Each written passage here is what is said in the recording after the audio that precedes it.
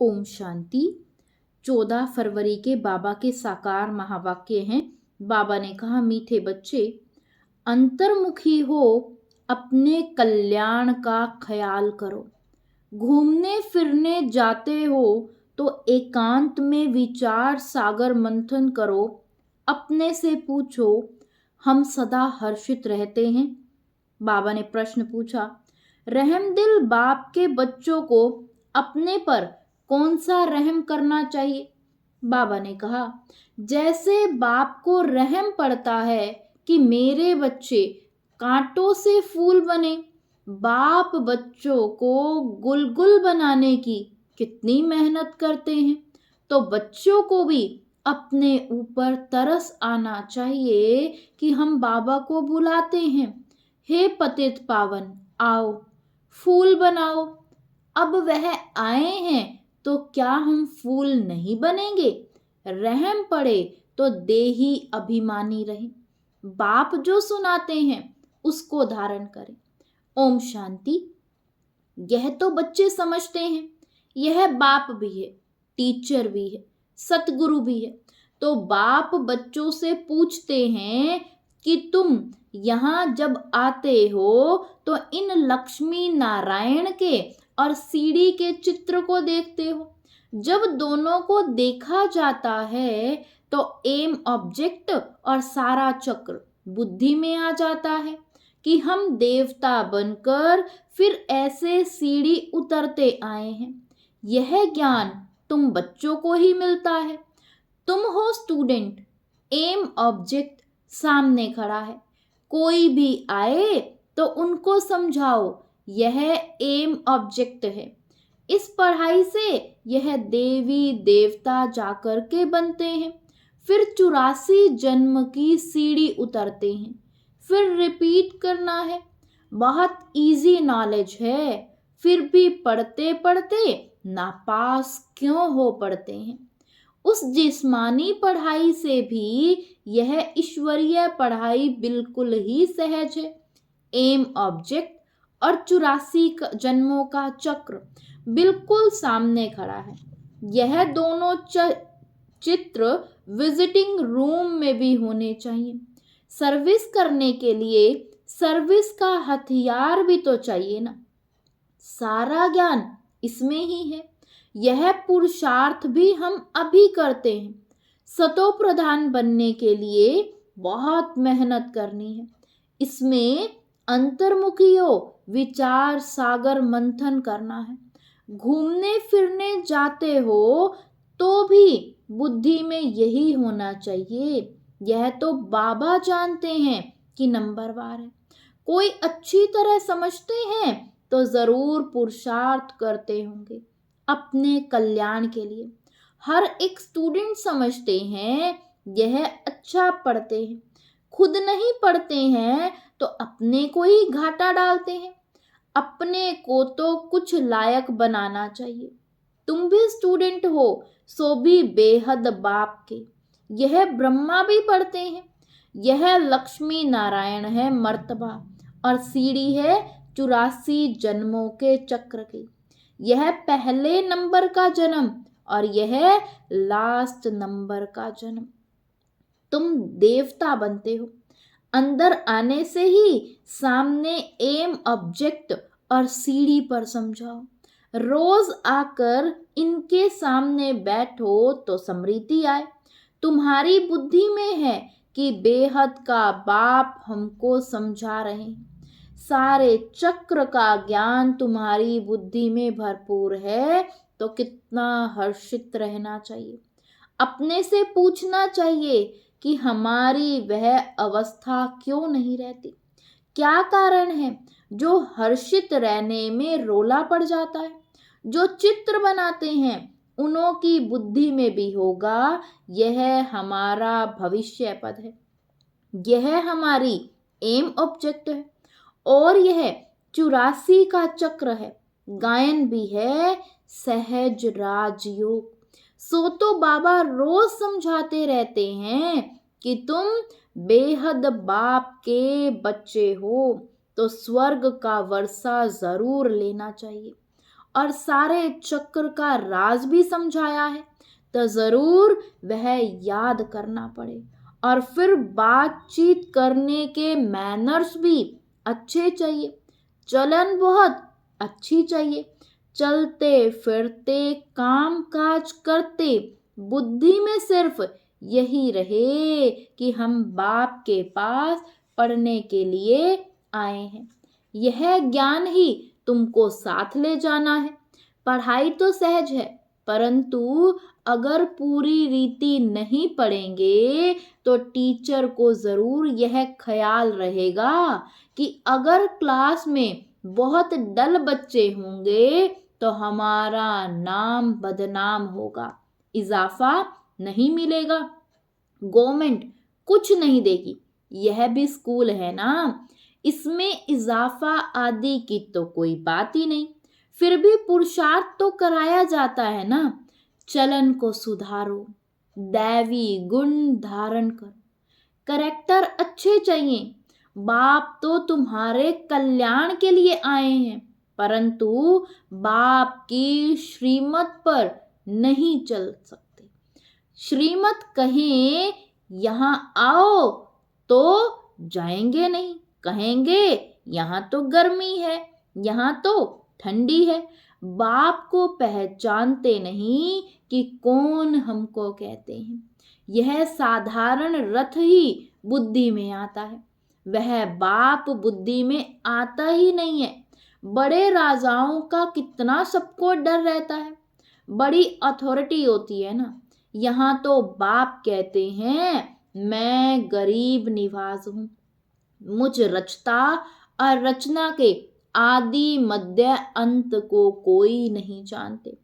कितने ढेर मनुष्य हैं, कैसे कैसी बातें करते हैं, क्या क्या बोलते हैं, भगवान क्या चीज होती है यह भी जानते नहीं। वंडर है ना।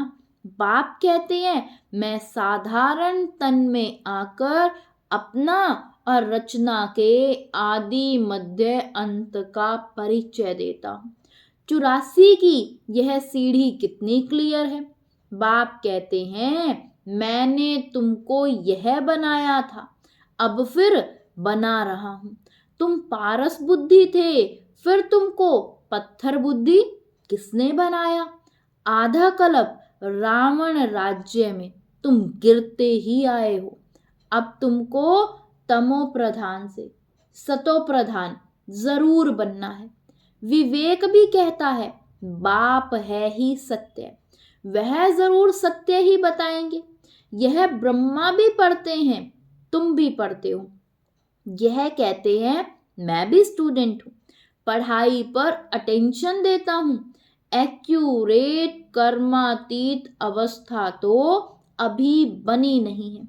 ऐसा कौन होगा जो इतना उच्च पद पाने के लिए पढ़ाई पर ध्यान नहीं देगा। सब कहेंगे ऐसा पद तो जरूर पाना चाहिए। बाप के हम बच्चे हैं तो जरूर मालिक होने चाहिए ना। बाकी पढ़ाई में उतराई चढ़ाई तो होती ही है।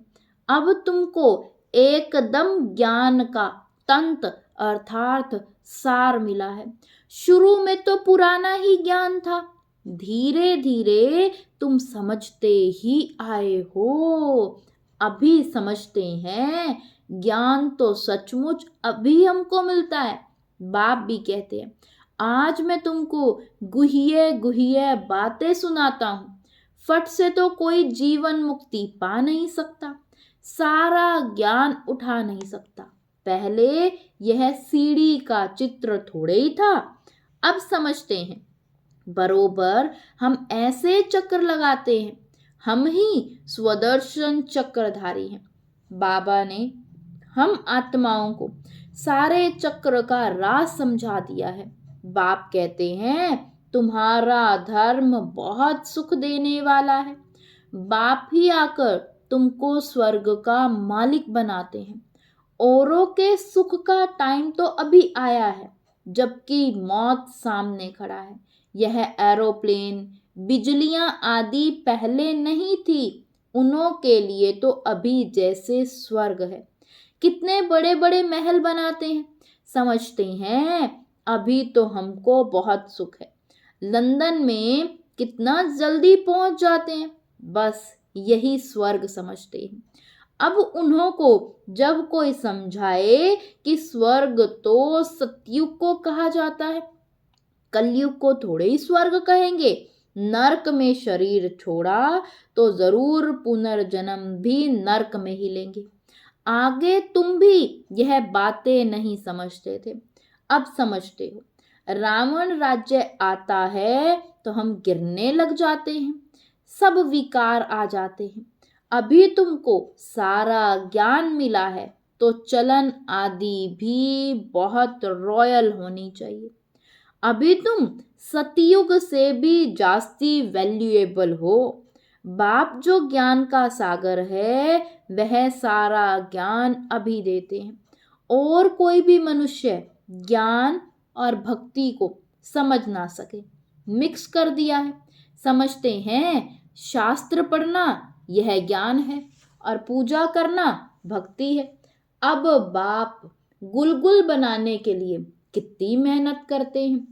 बच्चों को भी तरस आना चाहिए कि हम बाबा को बुलाते हैं, पतितों को आकर पावन बनाओ, फूल बनाओ। अब बाप आए हैं तो अपने पर भी रहम करना चाहिए। क्या हम ऐसे फूल नहीं बन सकते? अब तक हम बाबा के दिल तख्त पर क्यों नहीं चढ़े हैं? अटेंशन नहीं देते। बाप कितना रहम दिल है, बाप को बुलाते ही हैं पतित दुनिया में कि आकर के हमको पावन बनाओ। तो जैसे बाप को रहम पड़ता है ऐसे बच्चों को भी रहम पड़ना चाहिए, नहीं तो सतगुरु के निंदक ठोर ना पाए। यह तो किसी को स्वप्न में भी नहीं होगा कि सतगुरु कौन। लोग गुरुओं के को बाबा ने कहा लोग गुरुओं के लिए समझ लेते हैं कि कहीं श्राप ना दे देवे, अकृपा ना हो जाए। बच्चा पैदा हुआ समझेंगे गुरु की कृपा हुई, यह है अल्पकाल के सुख की बात। बाप कहते हैं बच्चे अपने पर रहम करो, देही अभिमानी बनो तो धारणा भी होगी। सब कुछ आत्मा ही करती है, मैं भी आत्मा को पढ़ाता हूं। अपने को आत्मा पक्का समझो और बाप को याद करो। बाप को याद ही नहीं करेंगे तो विकर्म विनाश कैसे होंगे। भक्ति मार्ग में भी याद करते हैं, हे भगवान रहम करो। बाप लिबरेटर भी है तो गाइड भी है, यह भी उनकी गुप्त महिमा है। बाप आकर सब बतलाते हैं कि भक्ति मार्ग में तुम याद करते हो, मैं आऊंगा तो जरूर अपने समय पर ना, ऐसे जब चाहूं तब आऊं यह नहीं।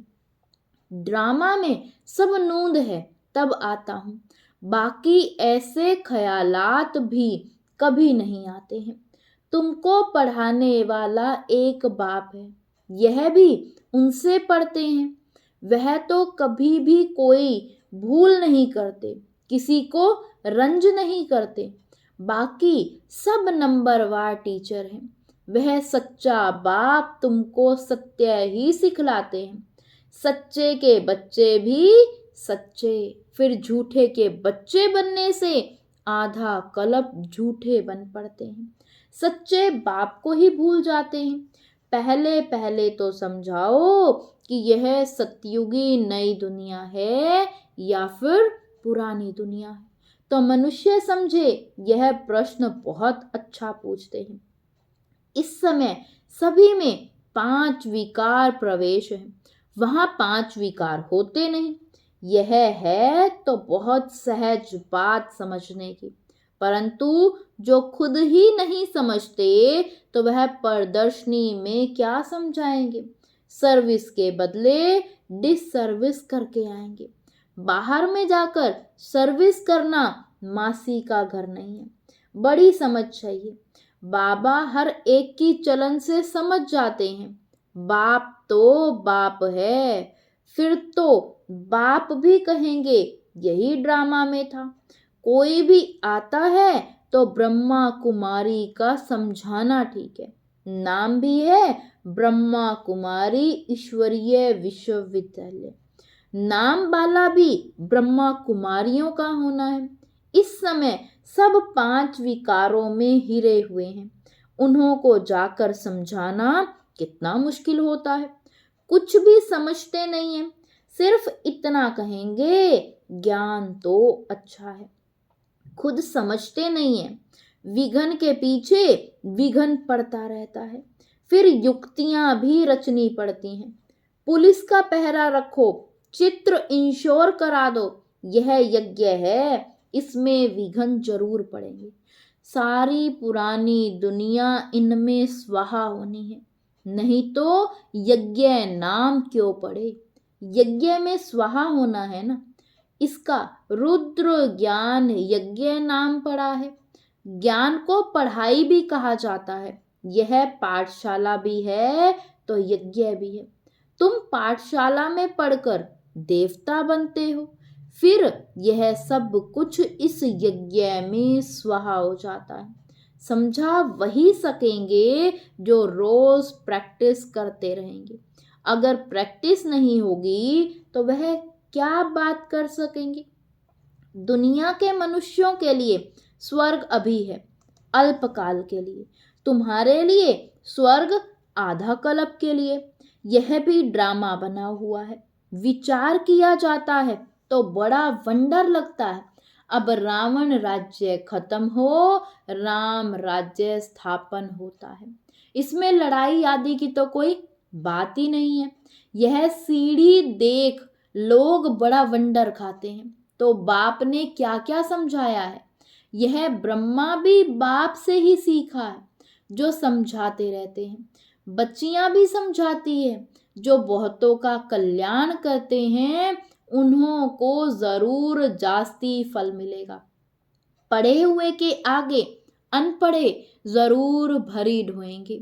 बाप रोज रोज समझाते हैं अपना कल्याण करो। इन चित्रों को सामने रखने से ही नशा चढ़ जाता है। इसलिए बाबा ने कमरे में यह चित्र रख दिए हैं। एम ऑब्जेक्ट कितनी सहज है। इसमें करेक्टर्स आदि बहुत अच्छे चाहिए। दिल साफ तो मुराद हासिल हो सकती है। अच्छा, मीठे मीठे सिकिलदे बच्चों प्रति माता पिता बाप दादा का याद प्यार और गुड मॉर्निंग। रूहानी बाप की रूहानी बच्चों को नमस्ते। धारणा के लिए मुख्य सार है। फर्स्ट पॉइंट, सदा स्मृति में रखना है कि हम बेहद बाप के स्टूडेंट हैं। भगवान हमको पढ़ाते हैं, इसलिए अच्छी तरह पढ़कर बाप का नाम बाला करना है। अपनी चलन बड़ी रॉयल रखनी है। सेकंड पॉइंट, बाप समान रहम दिल बन कांटे से फूल बनना है और दूसरों को भी फूल बनाना है।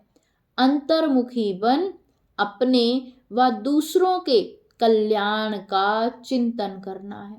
वरदान दिया बाबा ने आज, हलचल में दिल शिकस्त होने के बजाय बड़ी दिल रखने वाले हिम्मतवान भव।